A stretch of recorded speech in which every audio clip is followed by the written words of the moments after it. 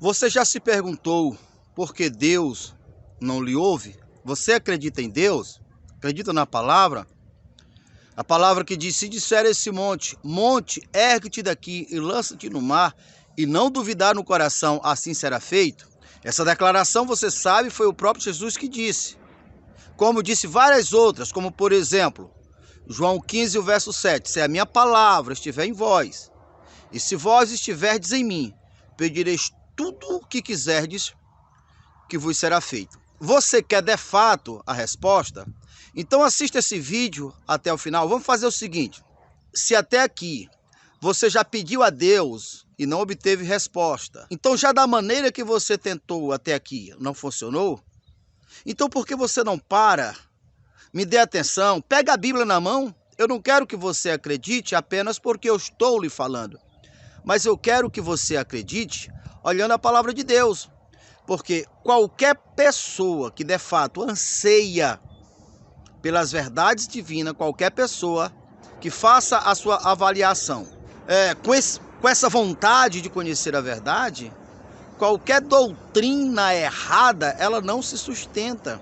Então, se você quer resposta, pare, assista esse vídeo até o final e experimente do jeito que eu vou falar para você, já que da maneira que você tentou até agora, não funcionou. Meu nome é Charles Araújo, sou pastor, sou fundador de um ministério onde o propósito é levar a palavra viva. Então eu vou começar a partir desse questionamento, por que Deus não me ouve? Eu vou estar defendendo a doutrina que Cristo defendeu. Eu vou começar em João 14. O primeiro versículo de João 14 começa assim: não perturbe os vossos corações. Crerdes em Deus, crerdes também em mim. O porquê que Jesus começou o capítulo 14 com essa expressão? Primeiramente, é necessário que nós lembramos e entendamos a realidade em que o povo de Deus se encontrava naquela época. Se você ler Salmo 107, Salmo todinho está falando de um povo que estava à sombra da morte, um povo que estava sofrendo tanto que a sua alma definhando. Então, aquele povo não tinha a quem recorrer, não tinha esperança nenhuma. A única coisa que eles esperavam era a morte. Por isso, essa expressão, não perturbe os vossos corações. Crerdes em Deus, crerdes também em mim. O que de fato Jesus está dizendo ali pessoal, o seguinte: vocês que têm clamado a Deus e acham que Deus não ouviu vocês, não responderam vocês, deixa eu falar para vocês, acalme-se, vocês não conseguem chegar até Deus, porque Deus é espírito. Vocês é que não perceberam, mas no projeto da salvação, está bem claro por Deus que Deus salvaria vocês através do Deus conosco, de um Deus humanizado. Então, não perturbe vossos corações, que a grande salvação chegou. Aqui estou eu. Vocês não conseguem ir até Deus, até porque Deus é espírito. E espírito não se toca, espírito não se vê. Portanto, eu sou o verbo vivo, eu sou o espírito em forma humana e eu estou aqui. Eu vim até vocês. Então, vocês, ao chegar até a mim, vocês chegam diante de Deus, porque quem vê a mim, vê ao Pai. Por isso a expressão, não se turbe ou não perturbe o vosso coração, não perturbe os vossos corações, se acalma. A salvação chegou. Muito bem. Essa parte aqui, acredito eu, que a maioria das pessoas, elas acreditam e aceitam. O que elas não aceitam é a continuação. Então vamos lá. Foi nessa mesma conversa, lá na frente, os discípulos que ainda não tinham entendido, dentre eles Filipe, que chegou para Jesus e disse: então, Jesus, mostra-me o Pai, que basta. Olha o que Jesus disse: Filipe, há tanto tempo eu estou convosco e vocês ainda não me conhecem. Traduzindo, vocês ainda não entenderam. Deus Espírito, ele não pode salvar o homem. Deus Espírito, o projeto dele foi humanizar. Por isso eu sou a humanização de Deus. Eu sou o verbo, a palavra, o Espírito, em forma física. Então, quando você vê a mim, é o mesmo que vê o Pai. Ao chegar até a mim, é o mesmo chegar até o Pai, porque eu e o Pai somos um. Então os discípulos continuaram questionando: Senhor, então como eu faço para chegar até o Pai? Como é que nós chegamos até o Pai se nós não sabemos o caminho? Olha Jesus dizendo, João 14 e o verso 6. Eu sou o caminho, a verdade e a vida. Ninguém vem ao Pai senão por mim. O que Jesus está dizendo ali? Jesus está dizendo ali que não há uma outra maneira do homem chegar até Deus a não ser através da humanização do próprio Deus. Veja bem, Jesus estava ali, ele era o Emanuel, ele era o Deus conosco. Então ele veio para trazer Deus às pessoas. Aí você vê isso na primeira parte de João 14. Mas você, ao continuar estudando João 14, você encontra lá na frente, onde Jesus diz: pessoal, deixa eu falar uma coisa para vocês. Não pense que as obras que eu faço é uma obra só minha. Não, as obras que eu faço, vocês poderão fazer também. Ou seja, traduzindo o que Jesus estava dizendo, pessoal, eu vinha até vocês, eu trouxe Deus até vocês, eu trouxe a salvação que vocês esperavam. Então vocês veem um Deus fora de vocês, que não atende vocês, que aqui está a chave. Então eu, humanizado, Deus humanizado, eu estou aqui.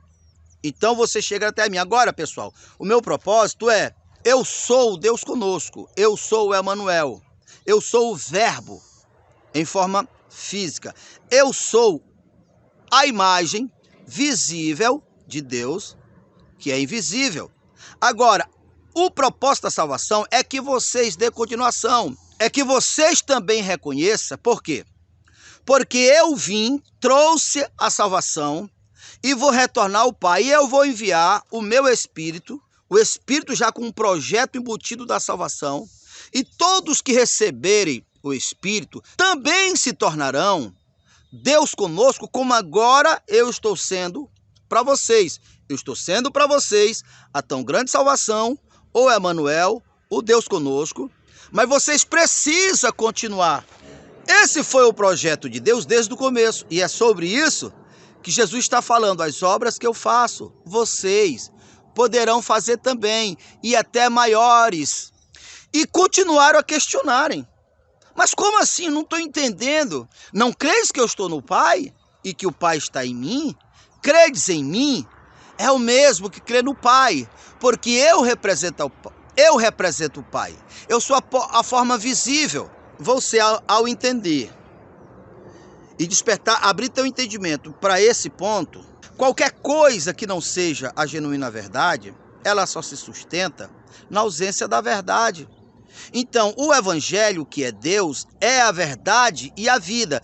Por isso, se você buscar com sinceridade, buscando a verdade, você vai compreender, mesmo sabendo que muitas vezes choca a mente da gente e a gente tem dificuldade de entender. Por quê? A nossa avaliação daquilo que nós ouvimos, que é novo, nós vamos avaliar a partir das nossas crenças. Então, se você ouviu qualquer coisa que não seja a verdade, que não seja a genuína verdade, ao acreditar naquilo, mesmo sendo a verdade, aquilo passa a ser a sua verdade. Então, quando a verdade vem, você, ao avaliar com as tuas crenças, você vai considerar que aquele novo que você está ouvindo não é verdade. Agora, lembra o questionamento, lembra a direção desse vídeo.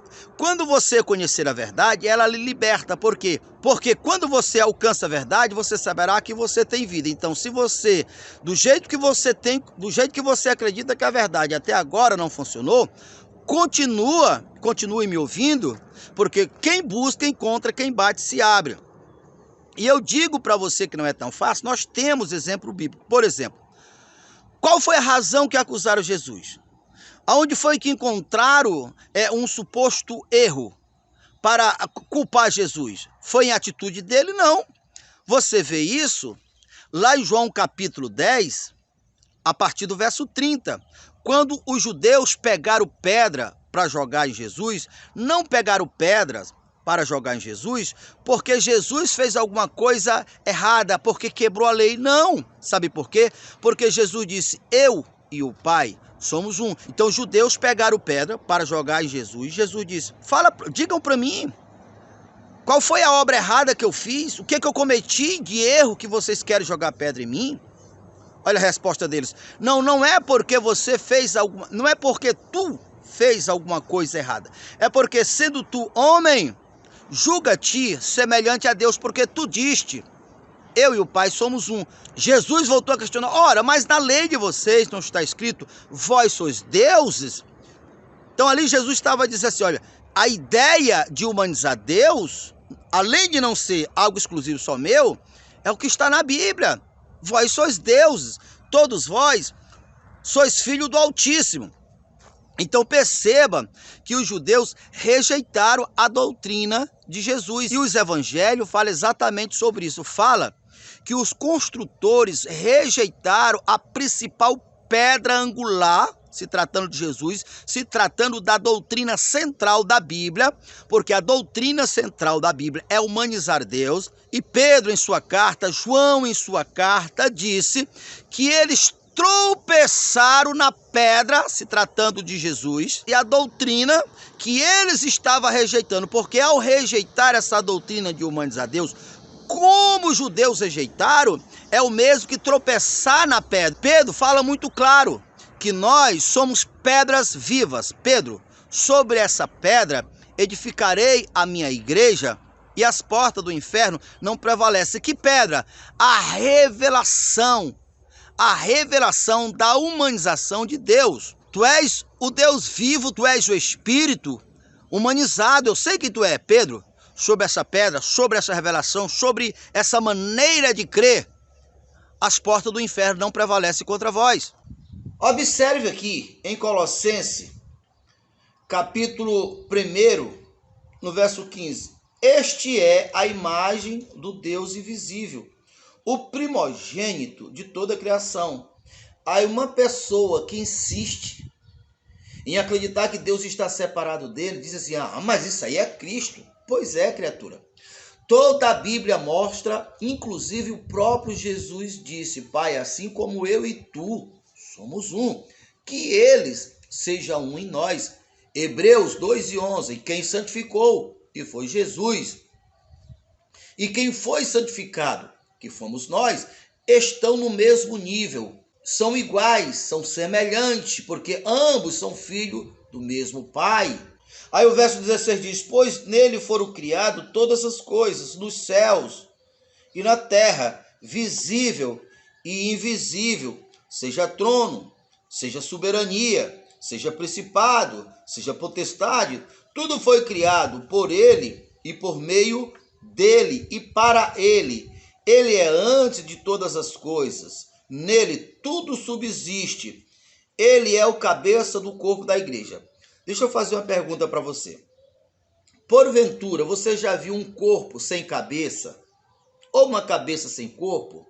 Você pode até ter visto uma cabeça sem corpo. Então, deixa eu melhorar a pergunta. Você já viu um corpo separado da cabeça e ambos viverem? Você nunca viu.